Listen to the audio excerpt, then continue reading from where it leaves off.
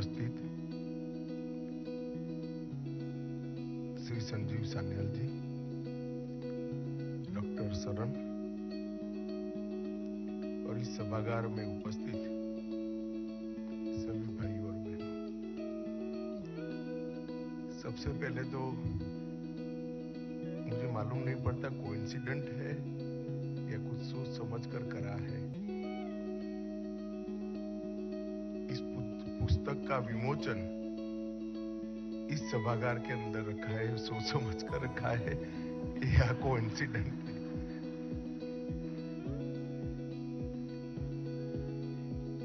मित्रों, आज लाल बहादुर शास्त्री जी की पुण्यतिथि है। सबसे पहले मैं महान देशभक्त हमारे प्रधानमंत्री लाल बहादुर शास्त्री जी, जिन्होंने देश को सही रास्ते पर चढ़ाने के लिए देश की कई सारी देश बनने की प्रक्रिया को कुछ बोले बगैर भटके हुए रास्ते से सही रास्ते चढ़ाने के लिए बहुत बड़ा योगदान दिया। मैं इनको श्रद्धांजलि देकर इनके चरणों में नमन कर मेरी बात की शुरुआत करना चाहता हूं।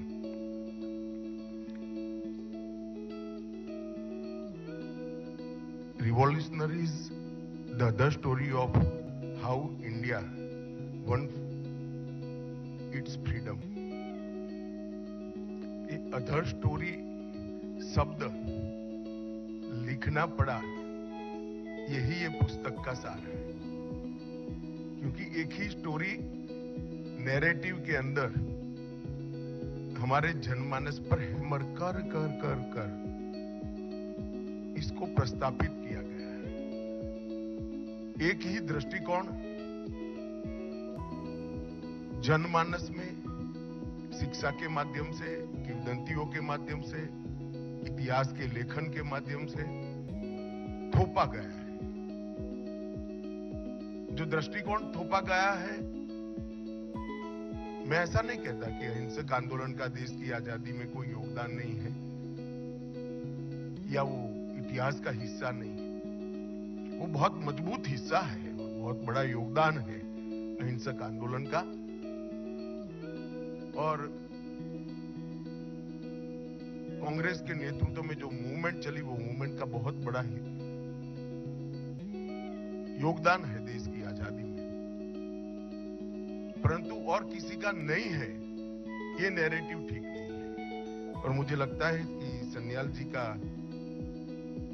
ये पुस्तक वो नैरेटिव में बहुत बड़ी दरार डालने का, एक अन्य स्वतंत्र विचार को लोगों के सामने रखने का काम करेगा। ये बहुत उपयोगी है, कम से कम आने वाली पीढ़ियों के लिए। क्योंकि देश के आजादी का एनालिसिस अगर करते हैं तो ढेर सारे लोगों ने, ढेर सारे विचारों ने, ढेर सारे संगठनों ने और ढेर सारे मार्गों ने भी एक ही गंतव्य स्थान के पर जाने के लिए, एक ही लक्ष्य पर जाने के लिए प्रयास किया था। और वो सबका सामूहिक फल है हमारे देश को आजादी देना। इतिहास को बारीकी से पढ़ना और इतिहास का जो संदेश है वो आने वाली पीढ़ियों में सटीक तरीके से देना, ये हर पीढ़ी का दायित्व होता है। और मुझे लगता है कि संजीव सान्याल ने अपने दायित्व का बहुत अच्छे तरीके से निर्वहन किया है और आने वाली पीढ़ी के लिए एक नए नैरेटिव की शुरुआत हो, एक रचना हो, इसके लिए एक पीठिका तैयार करने का काम संजीव सान्याल ने किया है। मैं संजीव भाई को बहुत बहुत धन्यवाद। मित्रों, आजादी का अमृत महोत्सव है, उसका वर्ष है। 75 साल हो गए हमारी आजादी को। मोदी जी ने इस 15 अगस्त को पंच प्राण की बात की है। उसमें से विरासत पर गर्व और गुलामी की निशानियों से मुक्ति, ये दो महत्वपूर्ण पंच प्राण हैं, पंच प्राणों का हिस्सा है। जिस देश की नई पीढ़ी को और इवन वर्तमान पीढ़ी को अपनी विरासत पर गर्व नहीं होता है, वो कभी भी अपने देश को महान नहीं बना सकते। और गुलामी के काल में प्रस्थापित हुई परंपराएं, मान्यताएं और सोच को जो लेकर चलते हैं, वो शायद राजनीतिक रूप से तो गुलामी से मुक्त हो सकते हैं, परंतु देश की सोच को गुलामी से मुक्त नहीं कर सकते। ये जो मोदी जी ने कहा गुलामी की निशानी से मुक्ति, इसमें सबसे बड़ा अगर कोई क्षेत्र में काम करने का जरूरियात मैं देखता हूं तो हमारे इतिहास के लेखन और इतिहास के अर्थघटन दोनों को गुलामी की सोच से मुक्ति दिलाने की। ये प्रयास सबसे पहले एक भी शब्द बोले बगैर वीर सावरकर ने किया था। पूरी दुनिया, पूरा देश और अच्छे अच्छे देशभक्त सन 57 की क्रांति को गदर के नाम से जानते थे। पहली बार वीर सावरकर ने पहला स्वातंत्र संग्राम, पहला स्वातंत्र समर 1857 की क्रांति, वहीं से नैरेटिव को बदलने की शुरुआत की।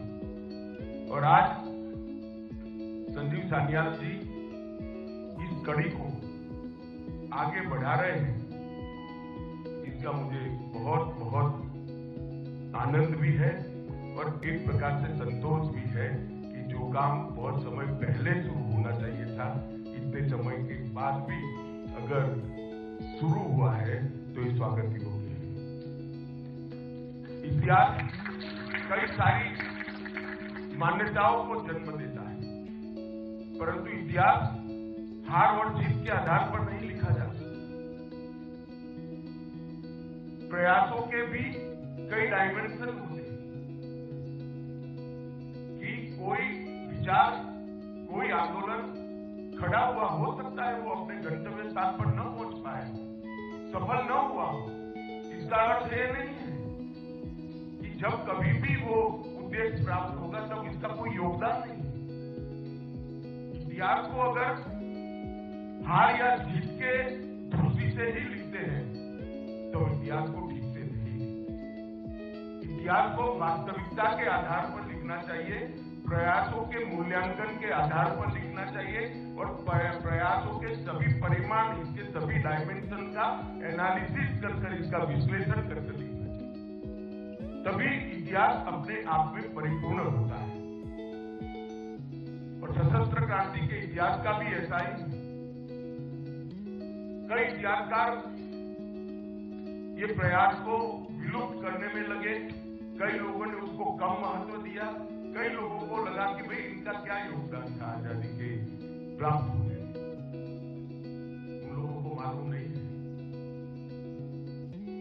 कि जब भगत सिंह जी को फांसी दी गई उस दिन लाहौर से लेकर कन्याकुमारी तक किसी के घर में चूल्हा नहीं जला था। हर बच्चे के मन में एक आग धधकती थी, हर व्यक्ति के मन में कभी न जिसका दमन हो सके ऐसी देशभक्ति की ज्वाला जगाने का काम भगत सिंह की शहादत ने किया। अगर आप भगत सिंह शहीद हो गए और देश आजाद नहीं हुआ, इसके आधार पर ही इतिहास लिखते हैं कि ये मूल्यांकन ठीक। मैं सिर्फ भगत सिंह जी के लिए नहीं कह रहा हूं, समग्र सशस्त्र क्रांति के योगदान को इसका मूल्यांकन करना है तो वो आइसोलेटेड नहीं किया जा सकता। मेरे जैसे कई लोग मानते हैं कि सशस्त्र क्रांति ने जगाई हुई देशभक्ति के ज्वाला के आधार पर ही कांग्रेस का आंदोलन सफल हुआ। मैं मानता हूं और मैं इसको सिद्ध भी कर सकता हूं, आज नहीं करना चाहता परंतु मैं सिद्ध भी कर सकता हूं कि अगर सशस्त्र क्रांति की समांतर धारा न चली होती तो शायद कई दशक और लग जाते। समग्र देश के अंदर बंकिम चंद्र चट्टोपाध्याय ने सिर्फ वंदे मातरम लिखकर चेतना को जागरूक किया था, क्या इसका कोई योगदान नहीं? समग्र देश के अंदर गदर पार्टी के पूरे प्रयासों ने अनेक जगह पे एक जबरदस्त चेतना की जागृति की, निर्माण भी किया था। सुसुप्त चेतना को जागृत भी किया और चेतना का निर्माण भी किया। क्या इसका कोई योगदान नहीं? इतिहास के अंदर उसको इस प्रयासों का जो उचित सम्मान मिलना चाहिए था, दुर्भाग्य से नहीं मिला। राजनीतिक क्षेत्र में हूं, इससे ज्यादा इसकी मीमांसा करना नहीं चाहूंगा, वरना अकारण ही ये राजनीतिक विषय बने। परंतु आजादी के बाद जिनकी जिम्मेदारी थी हमारे इतिहास को हमारे दृष्टिकोण से लिखने की, आजादी के बाद जिनकी जिम्मेदारी थी कि हमारे स्वतंत्रता आंदोलन को भारतीय दृष्टिकोण से मूल्यांकन करके युवा बच्चों के सामने रखने की, मुझे लगता है इसमें कहीं न कहीं चूक हुई। अंग्रेज तो चले गए थे, मगर जो अंग्रेजियत छोड़कर गए थे उसी चश्मे से पढ़कर इतिहास को लिखा गया। और इसके कारण ये पूरा कंफ्यूजन आज हमारे सामने है। ये धुंध को साफ करने का काम संजीव सान्याल के ये प्रयास से होने वाला है, इसका मुझे पूरा विश्वास है। मित्रों, मैं इस बात को पहले समाप्त कर देता हूं, बाद में पुस्तक पर आता हूं। कई सारे लोग जब इतिहास के बारे में बातचीत होती है तब कहते हैं कि इतिहास को तोड़ा गया, मरोड़ा गया। कभी वामपंथियों का नाम आता है, कभी अंग्रेजी मानसिकता वाले इतिहासकारों का नाम आता है, कभी कांग्रेस को भी कोई लपेटे में लेता है। परंतु मैं अलग दृष्टिकोण, अब हमें कौन रोकता?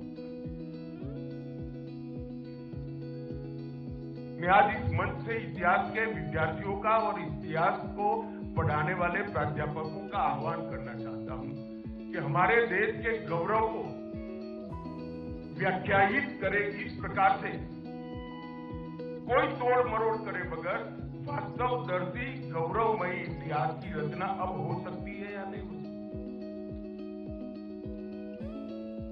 मेहनत किया कर, रिसर्च कर हम क्या ऐसे 300 व्यक्तित्व ढूंढ सकते हैं जिन्होंने भारत को महान बनाया? एक गलत अवधारणा इतिहास से चर्चित हुई, जो इतिहास हम लोग पढ़े हैं, कि पहला साम्राज्य मुगल साम्राज्य बनने के बाद ही हुआ। ऐसा नहीं। इस देश में कम से कम 30 ऐसे साम्राज्य हैं जिन्होंने 200 साल से ज्यादा राज किया और बहुत अच्छे तरीके से राज किया। वो मुंह जबानी बताया जा सकता है। क्या हमारे इतिहास के विद्यार्थी और प्राध्यापक इस पर रिसर्च कर लिख सकते हैं क्या? सन 57 के पहले और सन 57 के बाद कभी भी इस देश के किसी भी कोने ने अंग्रेजों को स्वीकारा नहीं है। एक एक इंच जमीन के लिए उनको संघर्ष करना पड़ा है, लड़ना पड़ा। ये क्या संघर्ष नहीं है आजादी बरकरार रखने का, आजादी को बचाकर रखने का? इसको क्या इतिहास में साथ नहीं मिलना चाहिए? ढेर सारे ऐसे लोग थे जिन्होंने सन 57 की क्रांति के लिए कुछ न प्राप्त होने की स्थिति में भी ये लड़ाई लड़ी। और मैं मानता हूं कि सन 57 की लड़ाई ने ही इस देश की जनता के मन में स्वराज के संस्कार शिवाजी महाराज के बाद पहली बार डालने का अगर कोई एक प्रयास ने काम किया तो 1857 की क्रांति ने किया। और वहीं से हमारी आजादी की लड़ाई की भूमिका वहीं से, इसकी नींव वहीं से डली गई। चाहे सशस्त्र क्रांति का इतिहास देखो या कांग्रेस का अहिंसक आंदोलन देखो, इसकी नींव ढूंढने जाएंगे तो 1857 की क्रांति के अंदर से ही इन सब चीजों को समाहित करने की जिम्मेदारी, सत्य ऐतिहासिक तथ्यों को देश की नई पीढ़ी के सामने रखने की जिम्मेदारी सिर्फ सरकार की नहीं हो। मैं मानता हूं कि इतिहासकारों ने भी इसमें आगे आना चाहिए। सान्याल का भारत और भारतीयता का लिए जो जुनून है, वो देखकर मैं कई बार सोचता हूँ कि मिलकर निकले नॉर्थ ब्लॉक में मुझे विचार आया ये व्यक्ति कभी निराश तो नहीं हो जाएगा, क्योंकि जो जुनून है वो अगर लंबे समय तक इच्छित परिणाम नहीं मिलता है तो निराशा में भी कन्वर्ट होता है। सान्याल भाई चिंता न करो, इस वक्त मैं आपके साथ खड़ा रहूंगा, निराश होने की कोई जरूरत नहीं। भारत का समय बदल गया। इस जुनून के साथ अर्थशास्त्री होने के बावजूद जो काम किया है वो सच में अभिनंदन के अधिकारी है। इनकी पुस्तक को मैंने बहुत डिटेल नहीं पढ़ा है, मगर ऐसा कह सकता हूं कि कोई आप में से कोई पढ़ लेगा तो जितना बात करेगा उससे ज्यादा बात मैं करने की स्थिति में हूं, इतना तो पढ़ लिया। इसके 8 चैप्टरों के बीच में एक वाक्यता है। आप 8 चैप्टरों को अलग अलग करके नहीं देख सकते, और 8 चैप्टरों को पढ़ते वक्त बारीकी से पढ़ना। हर एक चैप्टर दूसरे चैप्टर से एक सूत्र के साथ जुड़ा हुआ है। मैंने तो बंद कर दिया है अभी सार्वजनिक रूप से लिखना, वरना मैं इस पुस्तक की विवेचना करता तो बहुत अच्छी करता है, इसका मुझे विश्वास है। 8 चैप्टरों के अंदर सिर्फ क्रांतिकारियों का वर्णन नहीं है, क्रांतिकारियों के आदर्श, क्रांति की सोच की व्याख्या, उनकी मानवीय भावनाएं और उन्होंने अनुभव की हुई त्रासदी, ये सभी को बहुत अच्छे तरीके से इन्होंने मोतियों की तरह एक माला में पिरोने का काम किया है। और इस पुस्तक की सबसे बड़ी सिद्धि ये है कि आज तक सशस्त्र क्रांति के इतिहास को छुटपुट व्यक्तिगत प्रयास बताया जाता था। ये पुस्तक पढ़ने के बाद आप सबके मन में स्पष्टता हो जाएगी, ये छुटपुट व्यक्तिगत प्रयास नहीं था, बहुत अच्छे तरीके से एक सोच के आधार पर किया गया सामूहिक प्रयास था, परंतु संख्या कम थी इसलिए छुटपुट दिखाई। क्योंकि सशस्त्र क्रांति करने के लिए कोई भी बड़े से बड़ा डर जाएगा, अंततोगत्वा एक घटना के अंदर ही होगा, और जब घटना का पर्दाफाश होता था तो बाकी सारे लोगों का अदृश्य हो जाता है, रणनीति का हिस्सा। परंतु बहुत बखूबी से इन्होंने इसको मोतियों को जैसे माला में परोते हैं, इसी तरह से समग्र क्रांति के विचार को एक धागे में मोतियों की तरफ पिरोने का काम किया है। दूसरे अध्याय में श्री अरविंद और वीर सावरकर इसके संबंध में लिखा है। ये दोनों ऐसे व्यक्ति हैं, एक ने सुस्पष्ट रूप से राष्ट्रवाद को जरा भी गालमेल करे बगैर व्याख्यायित करने का काम किया, और दूसरे ने राष्ट्रवाद को अध्यात्म के साथ जोड़कर भारत ही विश्व गुरु बन सकता है, इसका विचार की शुरुआत। ये दोनों के बारे में मैंने भी बहुत कुछ पढ़ा है, मगर इन्होंने एक 2 ही चैप्टर के अंदर इन 2 के बारे में जो जानकारी दी है, बहुत अच्छी जानकारी है। उसको मैं रूपक में अगर बोलना चाहूंगा तो गागर में सागर की तरह सारी चीजों को इन्होंने समाहित किया है। चैप्टर 4 गदर आंदोलन के बारे में लिखा गया है, और गदर आंदोलन आइसोलेटेड नहीं था। इसकी सारी शाखाओं इन्होंने बहुत अच्छे तरीके विस्तृत रूप से वर्णित कर गदर आंदोलन उत्कृष्ट राष्ट्रभक्ति से निपजा हुआ एक सामूहिक प्रयास था। इसको सिद्ध करने का काम इन्होंने अध्याय 4 के अंदर किया है। 5वां अध्याय काला पानी पर लिखा है, जो भारत के आजादी के इतिहास का तीर्थ स्थान है। अंडमान की सेल्युलर जेल और वहां की दी गई मानवीय यातनाएं देखकर मैं कई बार सोचता हूं कि पश्चिम के देश कैसे ह्यूमन की बात कर सकते हैं और किसको सिखा रहे होंगे। जो कोई भी हमें भाषण देना आता है, इसको एक बार सेल्युलर जेल की मुलाकात करें।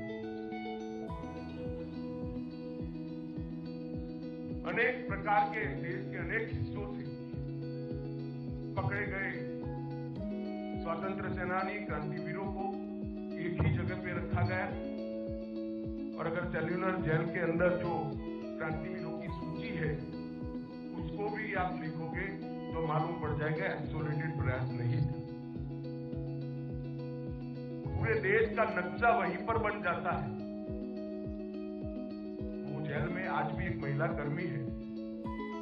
उसने हर जेल से आए हुए आजादी के लड़ाकों का नाम लिया, प्रदेश दिया और उसको जोड़कर पूरे भारत का नक्शा बनाया। एक भी प्रदेश बाकी नहीं। भारत के हर प्रदेश से कोई न कोई कभी न कभी सेल्युलर जेल के अंदर गया है। सेल्युलर जेल में वो ही जाते थे जिनको मारने से ज्यादा नुकसान होता था। कोई उसको जिंदा रखने के लिए नहीं भेजते थे और जिंदा रखने का कोई मतलब ही नहीं रहता था, ऐसा जीवन वहां देते। तो इतना बड़ा प्रयास करने वाले व्यक्ति हर प्रदेश से आए। वही बताता है कि सशस्त्र क्रांति आइसोलेटेड एफर्ट्स नहीं था, व्यक्तिगत पराक्रम नहीं था, एक सोची समझा आंदोलन था जो देश को आजाद करने का बहुत अच्छा प्रयास था। 6ठे अध्याय में हिंदुस्तान रिपब्लिक एसोसिएशन के बारे में लिखा है। अंतिम 2 चैप्टर चटगांव शस्त्रागार के छापे और नेताजी की लड़ाई के बारे में लिखे हैं। मैं अभी भी कहता हूं, पढ़ते वक्त आप ध्यान रखना, हर एक चैप्टर दूसरे चैप्टर के साथ जोड़ने का सूत्र इसके अंदर रखा हुआ है। रखना तो क्या है ही, परंतु इसका वर्णन किया। और 8 चैप्टर को अगर आप एक ही चैप्टर मानकर पढ़ते हो तभी आपको मालूम पड़ेगा कि सशस्त्र क्रांति की अवधारणा क्या थी और सशस्त्र क्रांति करने वाले स्वभावगत हिंसा के पथ के अनुयायी नहीं थे। सशस्त्र क्रांति करने वालों के लिए हिंसा देश को आजादी दिलाने का जरिया थी, वो भी उत्कृष्ट मानवीय मूल्यों का अनुसरण करने वाले लोग। परंतु ये चित्रण जो कर दिया गया, वो चित्रण से हमारे इतिहास को और वो वीर क्रांतिवीरों को बहुत बड़ा अन्याय हुआ। मित्रों, मैं स्पष्टता से मानता हूं कि इस देश को आजादी दिलाने में साहित्यकारों का भी बड़ा योगदान है। देश के किसानों का भी, अनेक किसान आंदोलनों के जरिए अंग्रेज हुकूमत को हिलाने का उन्होंने काम किया, जन जागृति की, इसका भी बड़ा योगदान है। देश के हर कोने में फैले हुए हमारे जनजातीय समाज, आदिवासियों ने, ट्राइबल्स ने अपनी परंपरा को हम प्रदूषित नहीं होने देंगे, इसलिए अनेक जगह पे अंग्रेजों के खिलाफ शस्त्र उठाए, लड़े, मरे। सन 57 के पहले भी सबसे पहली लड़ाई अगर कोई लड़ा था तो आदिवासी ही लड़े थे। बहुत लेट कांग्रेस पार्टी ने एक अहिंसक आंदोलन भी शुरू किया, जिसमें पूर्ण स्वराज बहुत देरी से आए, मैं बताता हूं उसके बारे में बाद में। और सशस्त्र क्रांतिकारियों ने भी दुनिया भर की अनेक घटनाओं से प्रेरणा लेकर एक भगीरथ प्रयास किया। हो सकता है कई घटनाओं का आप एनालिसिस करोगे तो आंदोलन असंगठित दिखेगा, परंतु वो देशभक्ति से प्रेरित है और सभी का लक्ष्य एक ही था, देश को आजाद कराना, अंग्रेजों को देश से निकालना। और आप इस पुस्तक को ध्यान से पढ़ोगे तो आपको मालूम पड़ेगा 1923 में ही सचिंद्रनाथ चन्याल ने भारत को रिपब्लिक बनाने का लक्ष्य रखा। मैं इसलिए कह रहा हूं कि जिन्होंने हाथ में हथियार उठाए थे वो स्वभावगत हिंसक नहीं थे, परंतु अंग्रेज के हाथ में बंदूक थी, इसलिए इसके सामने लड़ना ये हिंसा आदेश को आजादी दिलाने का एक जरिया बना है। कांग्रेस ने 1930 में पूर्ण स्वराज की मांग रखी और हिंदुस्तान रिपब्लिक आर्मी HRA ने न केवल पूर्ण स्वतंत्रता का लक्ष्य रखा, परंतु सार्वभौमिक वयस्क मताधिकार की भी वकालत उसी वक्त कर। मैं उनकी दूरदृष्टि का परिचय हूं। इसके लिए आपको ये बात बताता हूं, उस वक्त कांग्रेस के अधिवेशनों में मताधिकार की चर्चा तो थी ही नहीं। आजादी कितनी मात्रा में अंग्रेजों से नेगोशिएशन कर प्राप्त की जाए, इसकी चर्चा चली। परंतु उस वक्त न केवल संपूर्ण आजादी, हर वयस्क को मतदान, मताधिकार, इसकी भी चर्चा की।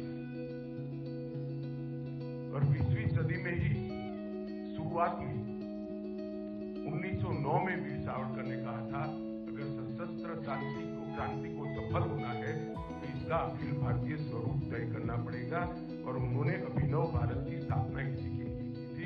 और देश आजाद होने के बाद अभिनव भारत को बंद करने वाले भी वीर सावरकर ही थे कि अब अभिनव भारत का उद्देश्य समाप्त हो। मैं इसलिए कह रहा हूं कि इसको छुटपुट प्रयास कर हमने ये महान प्रयास का अवमूल्यन नहीं करना। इसको किसी व्यक्ति की व्यक्तिगत देशभक्ति कहकर, व्यक्ति की व्यक्तिगत देशभक्ति ही अपने आप में बहुत महान होती है, परंतु एक समूह एक विचारधारा के तहत देश को आजाद कराने का प्रयास कर रहा था, उसको हमें समझना भी पड़ेगा, स्वीकारना भी पड़ेगा और प्रचारित भी करना पड़ेगा।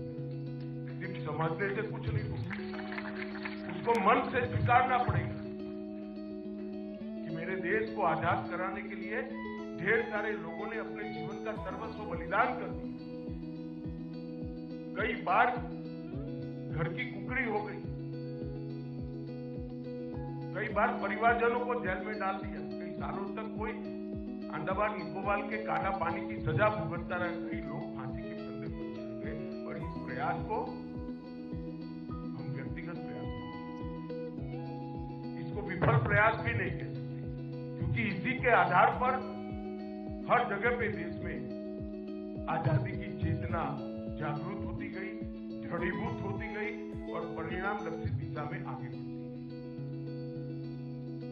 इन्होंने आजादी की चेतना को जागरूक भी किया, उसको दृढ़ भी किया और चैनलाइज कर एक दिशा में ले जाने का काम भी एक सशस्त्र क्रांतिवीरों ने किया है। स्वीकारना ही पड़ेगा। उनका network Germany, Singapore, Ireland, Canada, America और इंग्लैंड में भी नेटवर्क फैलाकर इन लोगों ने काम किया। कभी के प्रधानमंत्री और उस वक्त के गुजरात के मुख्यमंत्री नरेंद्र भाई जब मुख्यमंत्री बने गुजरात के, तो मोदी जी ने श्यामजी कृष्ण वर्मा की अस्थियां इतने सालों के बाद वहां से वापस लाने का काम किया। श्यामजी अपने बिल में कहकर गए थे कि मेरी अस्थियों को एक बैंक के लॉकर में रखना, जब मेरा आदेश आजाद हो तभी मेरी अस्थियों को मेरे देश में लिया जाए। मैं गुलाम देश में मेरी अस्थियों को भी नहीं जाने दूंगा। क्या और इस प्रयास को कोई कैसे छुटपुट प्रयास कह सकता है? इस श्यामजी कृष्ण वर्मा तैतरीय उपनिषद का सबसे देश में उस जमाने में सबसे विद्वान व्यक्ति थे, संस्कृत के स्कॉलर थे। तैतरीय उपनिषद पर उन्होंने लिखे हुए टीकाओं को मैंने पढ़ा है, इनकी विवेचनाओं को पढ़ा है। इतना विद्वान व्यक्ति सब कुछ छोड़कर, देश छोड़कर वहां क्रांतिवीरों का प्रेरणा स्रोत बना। एक के बाद एक देश बदलते गए। सरदार सिंह राणा हो, मैडम कामा हो,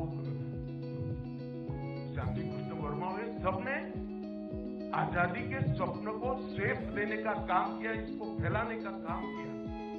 और सावरकर जैसे लोगों ने जमीन पर लड़ाई लड़ी। ये प्रयास ना सोच के बगैर का था, ना असंगठित था, ना असफल था। ये प्रयास एक सोची समझी विचारधारा के आधार पर किया गया प्रयास था। ये प्रयास संगठित प्रयास था और इस प्रयास ने सफलता जो मिली, इसमें बहुत बड़ा योगदान दिया है, इसको कोई नकार नहीं सकता। और ये बात आज सन्याल की पुस्तक से नई पीढ़ी के हाथ में जाएगी। मैं एक वाक्य बोलना चाहता हूं, मैं एडवांस में ही कह देता हूं, मीडिया है, वाक्य मेरा नहीं है, तो मुझसे न चिपकाया जाए।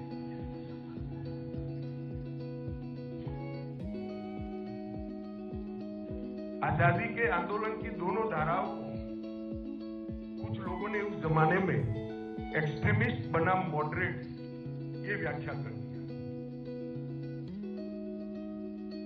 और अरविंद घोष ने उनको नेशनलिस्ट बनाम लॉयलिस्ट कर दिया। अब ये मैं नहीं कह रहा हूं, श्री अरविंद घोष कह रहे थे। मैं नहीं मानता इस 130 करोड़ की आबादी में श्री अरविंद घोष की व्याख्या और उनके उद्देश्यों पर कोई भी सवाल उठा सकता है। मेरा बस इतना ही कहना है, मेरी कोई टिप्पणी नहीं। मगर हमने इतिहास को एक्सट्रीमिस्ट बनाम मॉडरेट की धारा से निकालकर वास्तवदर्शी बना। अहिंसक आंदोलन का भी योगदान है, इसको हम नकार नहीं सकते, परंतु इसका महिमा मंडन करने के लिए हजारों लोगों की तपस्या, जीवन के बलिदान और कुटुंब के कुटुंब फना हो गए, इसको कैसे नकार सकते हैं? और उसको नकार कर देश का इतिहास नहीं बन सकता है। हमने कभी न कभी सोचना ही पड़ेगा, हमने समझना पड़ेगा कि आजादी अनुदान में नहीं मिली है। लाखों लोगों ने बलिदान दिए हैं, रक्त बहाया है, पीढ़ियां तबाह हो गई है, तब आजादी मिली। इतिहास को इस तरह से व्याख्यायित करने का हमें प्रयास करना पड़ेगा। और आज मुझे बड़ा संतोष है, मराठों से लेकर लसीत बरफुकन से लेकर 1857 तक के सभी प्रयासों आज समाज में सम्मान मिलने की शुरुआत हुई है। इसको और गति से हमें आगे बढ़ाना चाहिए। नेताजी सुभाष चंद्र बोस के जीवन में आज भी मेरे जैसा व्यक्ति ओवरकोट पहनकर आया है, कड़कड़ाटी -45 डिग्री टेम्परेचर में कलकत्ते से निकलकर वाया अफगानिस्तान रशिया होकर कोई बर्लिन पहुंचता है, वो व्यक्ति की देशभक्ति को अब कैसे नकार सकते हो? मगर आज जब नेताजी का पुतला कर्तव्य पथ पर लगता है तो मन को बड़ी संतोष,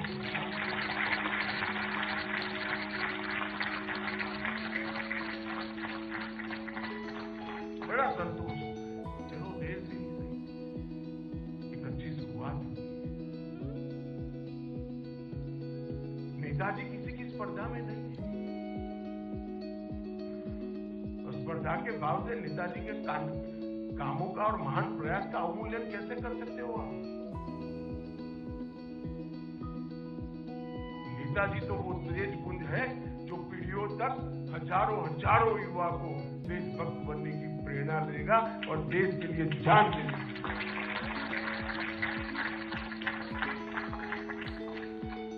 आईएनए का पूरा प्रयास मैं बहुत स्पष्ट रूप से मानता हूं, मैं भी इतिहास का विद्यार्थी हूं, स्पष्ट रूप से मानता हूं कि इसको जितना सम्मान और स्थान देश के इतिहास में मिलना चाहिए था वो नहीं मिला। जैसे भी मैंने पहले कहा, आज देश का युवा अपनी रुझान को बदला है, देश की मान्यताएं भी बदल रही है। इन क्रांतिकारियों का प्रेरणा स्रोत, प्रेरणा स्थान कहां से आता है? निश्चित रूप से ही शिवाजी महाराज, महाराणा प्रताप, लसित बरफुकन, गुरु गोविंद सिंह जी, वीर दुर्गादास राठौड़ वहीं से आता है। और आज देश का युवा इस दिशा में सोचता भी है, इसको स्वीकारता भी है। ये सारे क्रांतिकारियों ने मैजिनी और गेरिबाल्डी से तो, क्योंकि उस जमाने में से तो सीखा, प्रेरणा ली, इसमें कोई आपत्ति नहीं। देशभक्ति की प्रेरणा दुनिया के किसी भी कोने से मिलती है तो लेनी चाहिए और इसको सैल्यूट करना चाहिए। परंतु इसके साथ साथ हमारे यहां भी एक बहुत बड़ा इतिहास पड़ा है। देश के लिए सालों तक के संघर्ष करने वाले लोगों का इतिहास पड़ा है। वो ही हमारे क्रांतिवीरों के प्रेरणा स्रोत थे। भगत सिंह को जिन्होंने ध्यान से जो कुछ भी लिखा है, उन्होंने जो कुछ भी उपलब्ध है पढ़ा होगा, तो सावरकर की सन 57 की स्वतंत्रता संग्राम की पूरा प्रस्तावना उनके स्टेटमेंट का हिस्सा है। ऐसे ही एक्सीडेंटली नहीं होता है कि उस वक्त वो प्रतिबंधित पुस्तक थी, मगर उस पुस्तक से प्रेरणा लेने का मतलब है प्रतिबंधित पुस्तक को ढूंढा गया, पढ़ा गया और उसको अपनी प्रेरणा का स्रोत। ये वो बहुत बड़ी बात है। और जब भगत सिंह जी को फांसी लगाई गई, तब सावरकर ने मराठी में फटका कर एक प्रकार का काव्य होता है, इसमें लिखा था, हा भगत सिंह हाय हा, तुम हमारे लिए ही फांसी जा रहे हो, राष्ट्र रण में जगते ही खील रहे हो। अंडमान निकोबार की जेल में बैठा हुआ व्यक्ति ये रिएक्शन देता है। मित्रों, ये मैं इसलिए कहना चाहता हूं पूरा समय अंडमान निकोबार की जेल में निकालने के बाद बाहर हुए सावरकर अगर ये लिखते हैं तो हमें होना चाहिए कि ये सब कोऑर्डिनेटेड एफर्ट से, एक ही विचार से बनते हुए एफर्ट्स, और इन नैरेटिव को कुछ लोगों ने कुछ समय के लिए दबा कर रखा है, मगर मैं इन लोगों को कहना चाहता हूं, इतिहास बड़ा क्रूर होता है। इतिहास को कोई तोड़ भी नहीं सकता, मरोड़ भी नहीं सकता। इतिहास घनघोर अंधेरी रात्रि में बिजली की भांति चमकता है, भले सैकड़ों वर्ष के बाद हजारों सूर्य जितना दैदीप्यमान होकर बाहर आता ही है, और उसको स्वीकार करना ही पड़ता है। हमारे देश के स्वतंत्रता संग्राम के इस इतिहास को कोई दबा नहीं सकता, कोई लुप्त नहीं कर सकता, कोई छिपा नहीं सकता।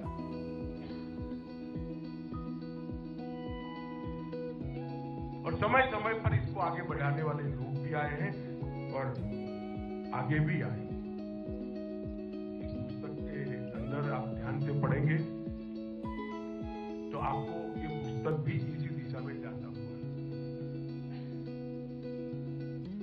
हमारे क्रांतिकारियों के प्रेरणा का मुख्य केंद्र श्री अरविंद का भवानी मंदिर ही होता है, इंडिया हाउस होता है, गदर पार्टी का सोहन सिंह और लाला हरदयाल का मुख्यालय होता है, और INA के हर जवान के मन में हमारी क्रांति का प्रेरणा स्रोत होता है। मित्रों, अनेक लोगों ने अनेक प्रकार से देश को आजाद करने का काम किया। किसान नेता मदारी पासी, सरदेव, हरदोई और बहराइच, सीतापुर में एका आंदोलन जो चला, इसको गति दी अल्लूरी सीतारामन राजू, अब तो बहुत ने उनको प्रसिद्धि दी है, और धरती आबा भगवान बिरसा मुंडा, जिन्होंने को अंग्रेजों ने फांसी दी, उस व्यक्ति ने भी अंग्रेजों के खिलाफ लड़ने का काम किया है। इस पुस्तक ने बहुत सारे ऐसे व्यक्तित्वों को भी परिचय करा है। उल्लासकर दत्त, मेवा सिंह लोहोके, VVS अय्यर, जतीन्द्र नाथ मुखर्जी, ढेर सारे व्यक्तित्वों का भी परिचय करा है। मेरा आप सभी से आग्रह है कि पुस्तक को जरूर मन से पढ़ना और फुर्सत में पढ़ना, और इसको प्रचारित भी करना, क्योंकि एक विचार है, लिखा है हमारे सानेल साहब ने, परंतु ये विचार, ये सनातन विचार है। हमारे यहाँ व्यक्ति, राष्ट्र और संस्कृति कभी अलग नहीं रहे, तीनों एक ही है। ये हमारा मूल विचार है। इस मूल विचार के आधार पर ही सशस्त्र क्रांति का नींव बना था, और उसके आधार पर ही इसका परिचय कराने की पुस्तक लिखा गया है। मुझे दिए हुए समय से मैं थोड़ा ज्यादा बोला हूँ, इसलिए आप लोगों का बहुत समापना के साथ और फिर से एक बार सचिन भाई को बहुत बहुत बधाई और शुभकामनाएं देकर मेरी बात को समाप्त करता हूँ। वंदे मातरम।